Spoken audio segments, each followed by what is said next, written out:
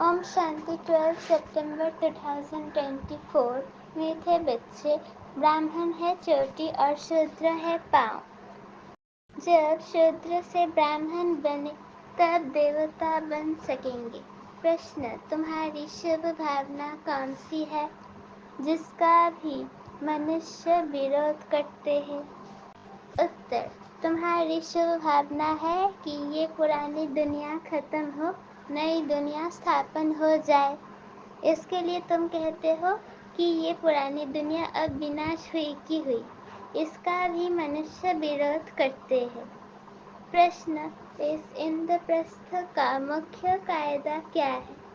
उत्तर, कोई भी पतित शूद्र को इस इंद्रप्रस्थ की सभा में नहीं ला सकते। अगर कोई ले आते हैं तो उस पर भी पाप लग जाता है। ओम शांति। रूहानी बच्चों प्रति रूहानी बाप बैठ समझाते हैं। रूहानी बच्चे जानते हैं हम अपने लिए अपना दैवी राज्य फिर से स्थापन कर रहे हैं, क्योंकि तुम ब्रह्मा कुमार कुमारियाँ हो। तुम ही जानते हो, परंतु माया तुम्हें भी भुला देती है। तुम देवता बनना चाहते हो तो माया तुमको ब्राह्मण से शूद्र बना देती है। शिवा को याद ना करने से ब्राह्मण शूद्र बन जाते हैं। बच्चों को ये मालूम है कि हम अपना राज्य स्थापन कर रहे हैं। जब राज्य स्थापन हो जाएगा फिर ये पुरानी सृष्टि नहीं रहेगी। सबको इस विश्व से शांतिधाम में भेज देते हैं। ये है तुम्हारी भावना। परंतु तुम जो कहते हो ये दुनिया खत्म हो जानी है तो जरूर लोग विरोध करेंगे ना। कहेंगे कि ब्रह्मा कुमारियाँ ये फिर क्या कहती है, विनाश विनाश ही कहती रहती है। तुम जानते हो इस विनाश में ही खास भारत और आम दुनिया की भलाई है। ये बात दुनिया वाले नहीं जानते। विनाश होगा तो सब चले जाएंगे मुक्ति धाम। अभी तुम ईश्वरीय संप्रदाय के बने हो, पहले आसुरी संप्रदाय के थे। तुमको ईश्वर खुद कहते हैं मामेकम याद करो। ये तो बाप जानते हैं सदैव याद में कोई रह न सके। सदैव याद रहे तो विक्रम विनाश हो जाए, फिर तो कर्मातीत अवस्था हो जाए। अभी तो सब पुरुषार्थी है। जो ब्राह्मण बनेंगे वही देवता बनेंगे। ब्राह्मणों के बाद है देवताएं। बाप ने समझाया है ब्राह्मण है चोटी। जैसे बच्चे बाजली खेलते हैं, पहले आता है माथा चोटी। ब्राह्मणों को हमेशा चोटी होती है। तुम हो ब्राह्मण। पहले शूद्र अर्थात पैर थे, अभी बने हो ब्राह्मण चोटी, फिर देवता बनेंगे। देवता कहते हैं मुख को, क्षत्रिय भुजाओं को, वैश्य पेट को, शूद्र पैर को। शूद्र अर्थात क्षुद्र बुद्धि, तुच्छ बुद्धि। तुच्छ बुद्धि उनको कहते हैं जो बाप को नहीं जानते और ही बाप की ग्लानि करते रहते हैं। तब बाप कहते हैं जब जब भारत में ग्लानि होती है मैं आता हूँ। जो भारतवासी है बाप उन्हों से ही बात करते हैं। यदा यदा ही धर्मस्य बाप आते ही है भारत में, और कोई जगह आते ही नहीं। भारत ही अविनाशी खंड है, बाप भी अविनाशी है। वो कभी जन्म मरण में नहीं आते। बाप अविनाशी आत्माओं को ही बैठ सुनाते हैं। ये शरीर तो है विनाशी। अभी तुम शरीर का भान छोड़कर अपने को आत्मा समझने लगे हो। बाप ने समझा था कि होली पर कोकी पकाते हैं तो कोकी सारी जल जाती है, धागा नहीं जलता। आत्मा कभी विनाश नहीं होती है। इस पर ही ये मिसाल है। ये कोई भी मनुष्य मात्र को मालूम नहीं कि आत्मा अविनाशी है। वो तो कह देते आत्मा निर्लेप है। बाप कहते हैं नहीं, आत्मा ही अच्छा व बुरा कर्म करती है इस शरीर द्वारा। एक शरीर छोड़ फिर दूसरा लेती है और कर्म भोग भोगती है, तो वो हिसाब किताब ले आई ना। इसलिए आसुरी दुनिया में मनुष्य अपार दुख भोगते हैं, आयु भी कम होती है। परंतु मनुष्य इन दुखों को भी सुख समझ बैठे हैं। तुम बच्चे कितना कहते हो निर्विकारी बनो, फिर भी कहते हैं विष बिगड़ हम रह नहीं सकते, क्योंकि शूद्र संप्रदाय है ना, क्षुद्र बुद्धि है। तुम बने हो ब्राह्मण चोटी, चोटी तो सबसे ऊंच है, देवताओं से भी ऊंच है। तुम इस समय देवताओं से भी ऊंच हो, क्योंकि बाप के साथ हो। बाप इस समय तुमको पढ़ाते हैं। बाप ओबीडियंट सर्वेंट बना है ना। बाप बच्चों का ओबीडियंट सर्वेंट होता है ना। बच्चों को पैदा कर, संभाल कर, पढ़ाकर, फिर बड़ा कर जब बूढ़े होते हैं तो सारी मिलकर बच्चों को देखकर खुद गुरु कर किनारे जाकर बैठते हैं, वानप्रस्थी बन जाते हैं, मुक्तिधाम जाने के लिए गुरु करते हैं, परंतु वो मुक्तिधाम में तो जा न सके, तो माँ बाप बच्चों की संभाल करते हैं। समझो माँ बीमार पड़ती है, बच्चे तथी कर देते हैं तो बाप को उठानी पड़े ना, तो माँ बाप बच्चे के सर्वेंट ठहरे ना, सारी मिलकर बच्चों को दे देते हैं। बाप बेहद का भी कहते हैं, मैं जब आता हूँ तो कोई छोटे बच्चों के पास नहीं आता हूँ, तुम तो बड़े हो ना, तुमको बैठ शिक्षा देते हैं, तुम शिव बाबा के बच्चे बनते हो तो बीके कहलाते हो। उनसे पहले शूद्र कुमार कुमारी थे, वेश्यालय में थे। अभी तुम वेश्यालय में रहने वाले नहीं हो, यहाँ कोई भिखारी रह न सके, हुक्म नहीं, तुम हो बीके, ये स्थान है ही बीके के रहने के लिए। कोई कोई बहुत अनाड़ी बच्चे हैं जो ये समझते नहीं कि शूद्र कहा जाता है पतित बिगाड़ में जाने वाले को, उन्हों को यहाँ रहने का हुक्म नहीं, आ नहीं सकते। इंद्र सभा की बात है ना। इंद्र सभा तो ये है जहाँ ज्ञान वर्षा होती है। कोई बीके ने अपवित्र को छिपाकर सभा में बिठाया तो दोनों को श्राप मिल गया कि पत्थर बन जाओ।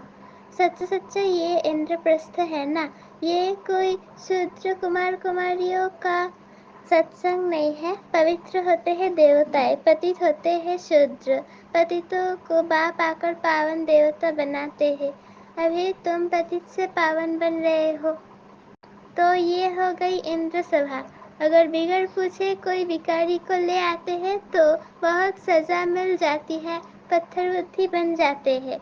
यहाँ पारस बुद्धि बन रहे हो ना, तो उनको जो ले आते हैं उनको भी श्राप मिल जाता है। तुम भिखारियों को छिपाकर क्यों ले आई?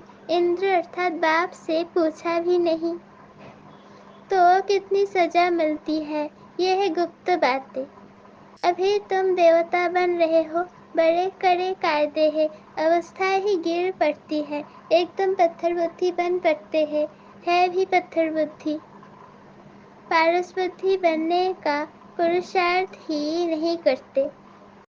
ये गुप्त बातें हैं जो तुम बच्चे ही समझ सकते हो। यहाँ बीके रहते हैं, उन्हों को देवता अर्थात पत्थर बुद्धि से पारस बुद्धि बाप बना रहे हैं। बाप मीठे मीठे बच्चों को समझाते हैं, कोई भी कायदा ना तोड़ो, नहीं तो उन्हें 5 भूत पकड़ लेंगे। काम, क्रोध, लोभ, मोह, अहंकार, ये 5 बड़े बड़े भूत है आधा कल्प के। तुम यहाँ भूतों को भगाने आए हो। आत्मा जो शुद्ध पवित्र थी वो अपवित्र, अशुद्ध, दुखी, रोगी बन गई है।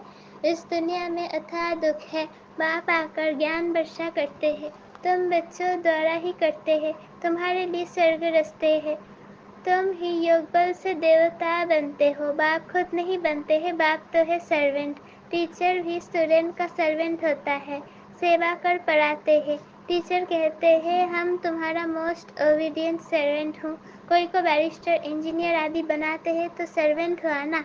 वैसे ही गुरु लोग भी रास्ता बताते हैं, सर्वेंट बन मुक्तिधाम में ले जाते हैं। सर्वेंट बन मुक्तिधाम में ले जाने की सेवा करते हैं, परंतु आजकल तो गुरु कोई ले नहीं जा सकते, क्योंकि वो भी पतित है। एक ही सदगुरु सदा पवित्र है, बाकी गुरु लोग भी सब पतित है। ये दुनिया ही सारी पतित है। पावन दुनिया कहा जाता है सतयुग को, पतित दुनिया कहा जाता है कलयुग को। सतयुग को ही पूरा स्वर्ग कहेंगे। त्रेता में 2 कला कम हो जाती है। ये बातें तुम बच्चे ही समझकर और धारण करते हो। दुनिया के मनुष्य तो कुछ नहीं जानते। ऐसे भी नहीं सारी दुनिया स्वर्ग में जाएगी। जो कल्प पहले थे वही भारतवासी फिर आएंगे और सतयुग त्रेता में देवता बनेंगे। वही फिर द्वापर से अपने को हिंदू कहलाएंगे। यूं तो हिंदू धर्म में जब तक भी जो आत्माएं ऊपर से उतरती है वो भी अपने को हिंदू कहलाती है, लेकिन वो तो देवता नहीं बनेंगी और ना ही स्वर्ग में आएंगी। वो फिर भी द्वापर के बाद अपने समय पर उतरेगी और अपने को हिंदू कहलाएंगी। देवता तो तुम ही बनते हो जिनका आदि से अंत तक पाठ है।